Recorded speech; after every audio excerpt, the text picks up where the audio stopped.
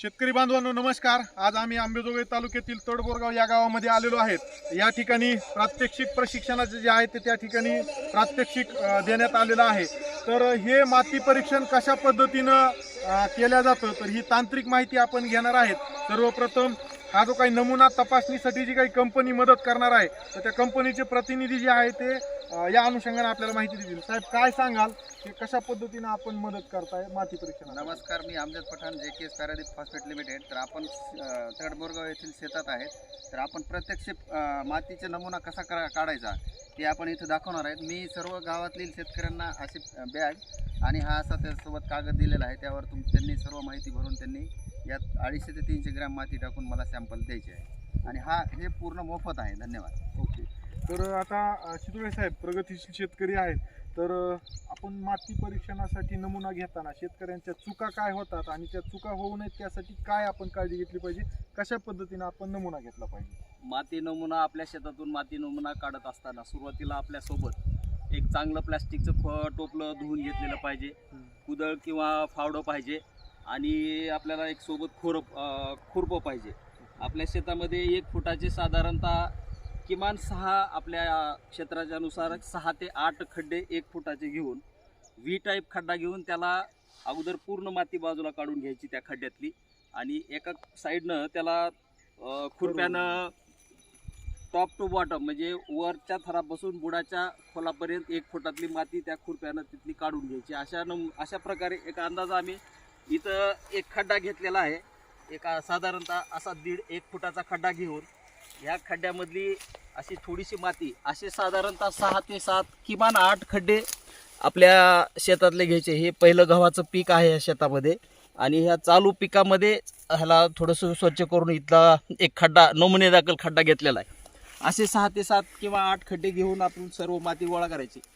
आपल्या शेणखत जनावरांची पोटी पडलेली असेल किंवा शेणखत टाकलेलं असेल अशा ठिकाणची माती घ्यायची नाही, झाडाखालची माती घ्यायची नाही, बांधाच्या कडेची माती घ्यायची नाही आणि ह्या अशा ठराविक जागा सोडून आपल्या पूर्ण क्षेत्रातलं आपलं जितकं 1 एकर क्षेत्र असो किंवा 4 एकर क्षेत्र असो साधारणतः रँडमली 6 ते 8 खड्डे घेऊन त्यातली एक 4 किलो माती गोळा करायची, ते गोणपाटावर ठेवायची, त्याचे 2 भाग मिक्स करून 2 भाग करायचे। पुढची प्रक्रिया आपण करणार आहे झिगझॅग। आपण आता हा एक खड्डा घेतला, पुढचा नेक्स्ट आपण घेऊ।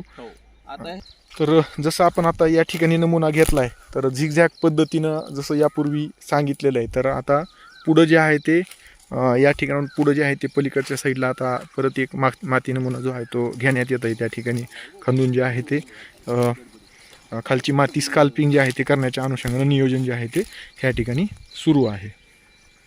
त्या पद्धतीनं जे आहे ते आपण खड्डा जो आहे तो आपले जे काही पीक आहे पीक पद्धती आहे तर त्याच्यानुसार आपण या ठिकाणी नमुना घ्यायचा आहे। तर आता या ठिकाणी खड्डा जो आहे तो घेतलेला आहे। तर आता हे स्काल्पिंग म्हणजे वरच्या लेअर पासून ते खालच्या लेअर पर्यंत माती येण्याच्या अनुषंगाने काय काळजी घेतली ते सांगा। हा छाटून, ओके, हा त्याला वरच्या थरापासून ह्याला खालच्या थरापर्यंत असं आपल्याला आता हे जमीन कडक आहे म्हणून आम्ही इथं कुदळ वापरतोय। ज्यावेळेस जमीन आपली मऊ असेल त्यावेळेस आपल्याला ह्याला खुरप्यानं असं घासून घ्यायचं। बरोबर, ओके, ठीक आहे। म्हणजे इव्हन सॅम्पल निघालेला आहे, सगळ्या थरातली माती आली।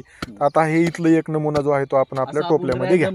पहिला एक खड्डा घेतला होता, असा दुसरा एक खड्डा घेतला, असे रँडमली 6-7 किमान जास्तीत जास्त 8 खड्डे घेणं गरजेचं आहे आणि त्याची माती गोळा करून आपल्याकडे एका गोणपाटावर टोपल्यामध्ये माती गोळा केली, त्याला गोणपाटावर ठेवायचं, त्यातली सगळी मिक्स करून अर्धी माती बाजूला करायची, नंतरचा राहिलेली माती मिक्स करायची, त्याची अर्धी बाजूला करायची।